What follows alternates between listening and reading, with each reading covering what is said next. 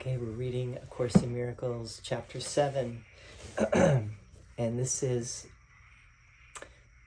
Section 10. It's called The Confusion of Pain and Joy. Okay, the confusion of pain and joy. Here we go. The kingdom is the result of premises, just as this world is. You may have carried the ego's reasoning to its logical conclusion, which is total confusion about everything. If you really saw this result, you could not want it. The only reason you could possibly want any part of it is because you do not see the whole of it. You are willing to look at the ego's premises, but not at their logical outcome. Is it not possible that you have done the same thing with the premises of God? Your creations are the logical outcome of his premises. His thinking has established them for you. They are exactly where they belong. They belong in your mind as part of your identification with his, but your state of mind and your recognition of what is in it depend on what you believe about your mind. Whatever these beliefs may be, they are the premises that will determine what you accept into your mind. It is surely clear that you can both accept into your mind what is not there and deny what is. Yet the function God himself gave your mind through his, you may deny, but you could not prevent. It is the logical outcome of what you are. The ability to see a logical outcome depends on the willingness to see it, but its truth has nothing to do with your willingness. Truth is God's will. Share his will and you share what he knows. Deny his will as yours and you are denying his kingdom and yours. The Holy Spirit will direct you only so as to avoid pain. Surely no one would object to this goal if he recognized it. The problem is not whether what the Holy Spirit says is true, but whether you want to listen to what he says. You no more recognize what is painful than you know what is joyful, and are, in fact, very apt to confuse the two. The Holy Spirit's main function is to teach you to tell them apart. What is joyful to you is painful to the ego. And as long as you are in doubt about what you are, you will be confused about joy and pain. This confusion is the cause of the whole idea of sacrifice.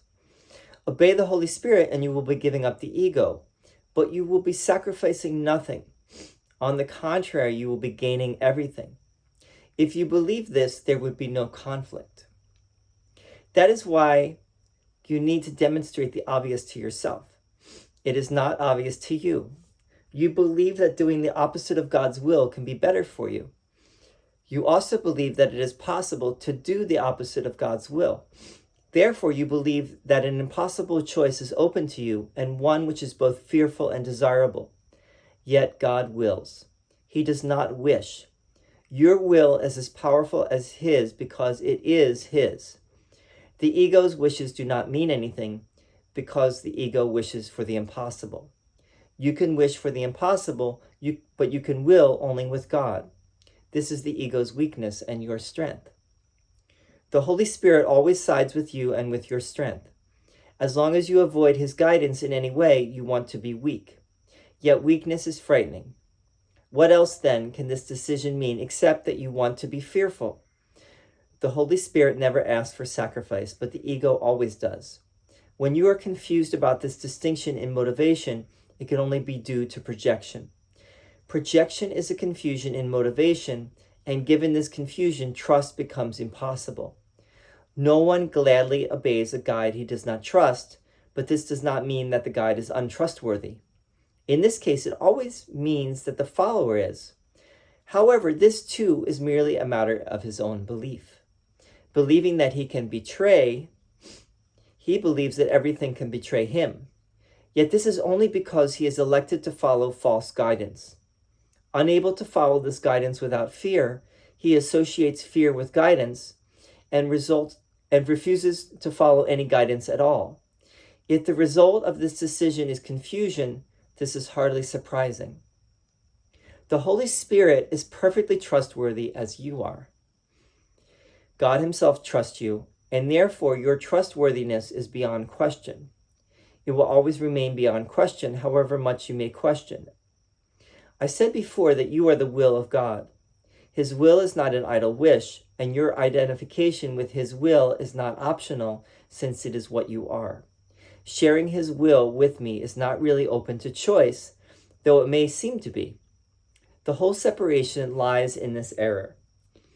The only way out of the error is to decide that you do not have to decide anything. Everything has been given you by God's decision. That is his will, and you cannot undo it. Even the relinquishment of your false decision-making prerogative, which the ego guards so jealously, is not accomplished by your wish. It was accomplished for you by the will of God, who has not left you comfortless. His voice will teach you how to distinguish between pain and joy, and will lead you out of the confusion you have made. There is no confusion in the mind of a son of God, whose will must be the will of the Father, because the Father's will is his Son. Miracles are in accord with the will of God, whose will you do not know because you are confused about what you will. This means that you are confused about what you are. If you are God's will and do not accept his will, you are denying joy. The miracle is therefore a lesson in what joy is. Being a lesson in sharing, it is a lesson in love, which is joy. Every miracle is thus a lesson in truth, and by offering truth, you are learning the difference between pain and joy. Okay. The confusion of pain and joy. That's the name of this section. So,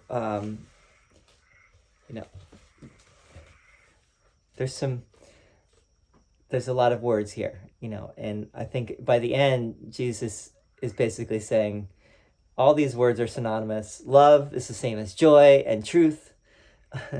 And the miracle is a lesson in what joy is, and joy is love. So it's a lesson in what love is.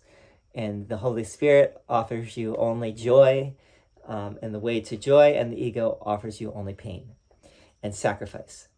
And the Holy Spirit asks for no sacrifice. No sacrifice is necessary. And if you want to look at this, in a deeper way, the Gospels, the way that this is understood biblically, is that God sacrificed his own Son to take away the sins of humanity. Now, I'm not putting that idea down, and I don't believe the Course really is. Although it would say, because the Course is fair, Jesus is fair and he is understanding. He would say, it is a path for sure, but it might take someone longer only because it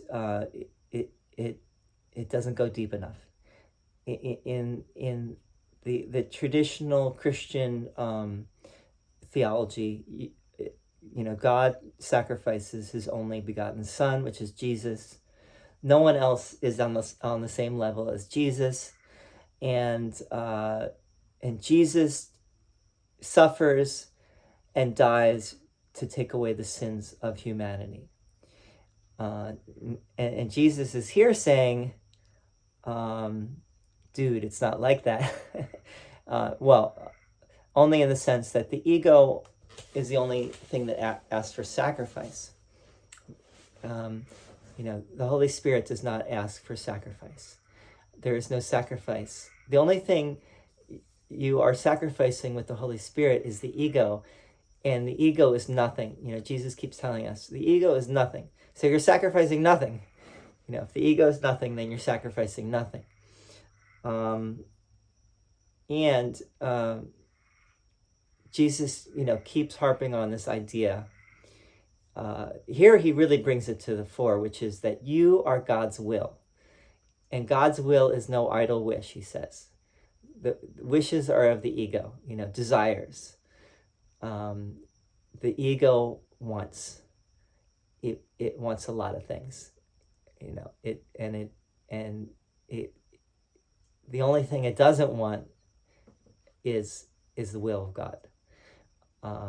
it will go kicking and screaming just so long as you are going in that direction toward the will of God. And Jesus is reminding us that this is really not open to choice, open even to our choice, because it's already done. The ego is already undone. The ego is nothing. On the level that we're on, though, we are undoing the ego. We are undoing.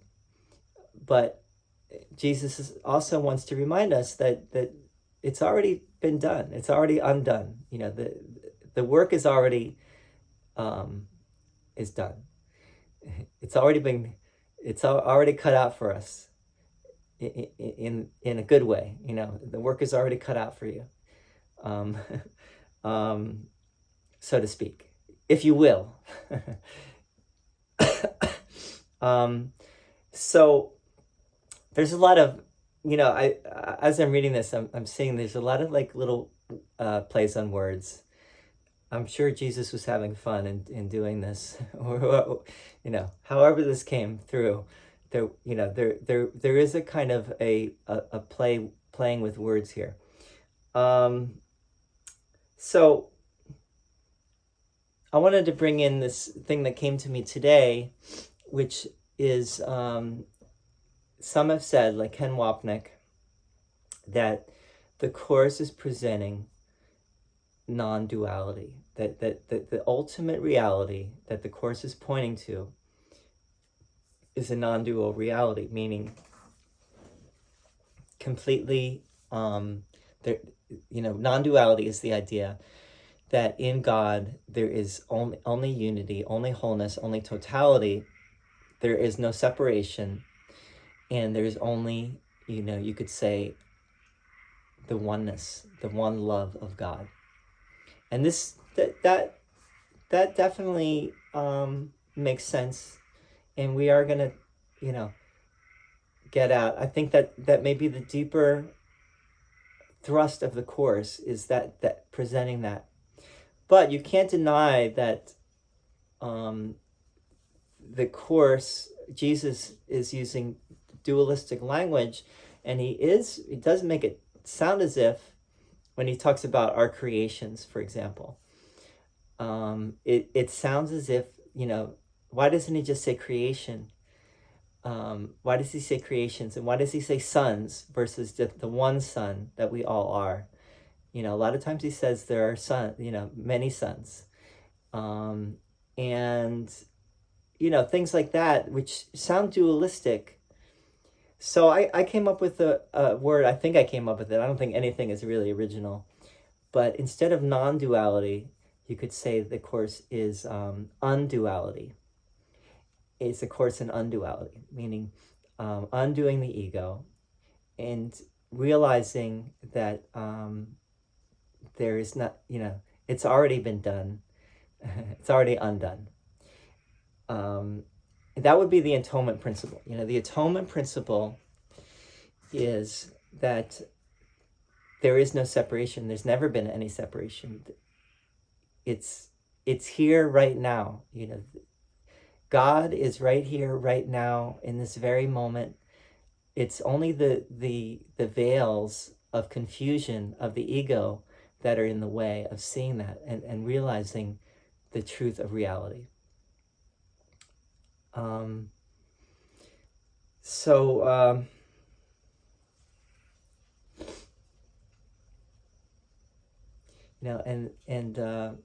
Part of the problem, which Jesus brings in here, is trust. Who can we trust? And who do you trust? Now, the ego, as we know, has a lot of trust issues. And if we align with the ego, then we have major trust issues, and we have a hard time even trusting what Jesus is saying and trusting that it's true. And Jesus really is, from what he says, he is the Holy Spirit. He is the embodiment of the Holy Spirit because he became one with the Holy Spirit. And if the Holy Spirit is, as Jesus says, completely trustworthy, if we are not trusting what Jesus is saying, and if we're making issue with it, we are siding with the ego. Now that leads to, it's kind of a circular argument. Like, if you don't believe what Jesus is saying, then you're following your ego. But what Jesus is saying is that you're following your ego if you don't trust him. So it's kind of circular reasoning, but really what it comes down to is you have to ask yourself, are you truly happy and enjoy where you are? And if not, then maybe this really truly can help you. Many people would affirm that, myself included, that this, what Jesus is proposing here, is the way to freedom. And freedom is joy and love, and the love that we all seek, and the truth of reality. Versus the ego's paltry kingdom. So another thing to bring up here is premises. Everything, the ego has its premises, and the Holy Spirit, or God, has his premises. God's premise would be, nothing real can be threatened, nothing unreal exists. Herein lies the peace of God. That there's only love is real. There is no separation. There's only one Son, and we're all it. The ego's premise is, it is possible to separate from God, and we did separate from God, and God is angry, and we should feel very scared and guilty, and try to forget about God, because and even actively try to hide from God. That would be the ego's MO, is get as far away from God as you possibly can.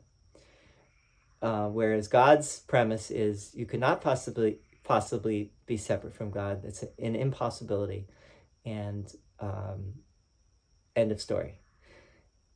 And the ego is, again, will do everything in its power to follow that first insane premise that it has, which is, it is possible to separate from God, and we did separate from God. So anyway, I hope this was helpful. I always welcome your comments, and we're going to finish this chapter, I believe, next time. Let's see. We got one more section here, the state of grace, which will be fun to do. So see you in the state of grace.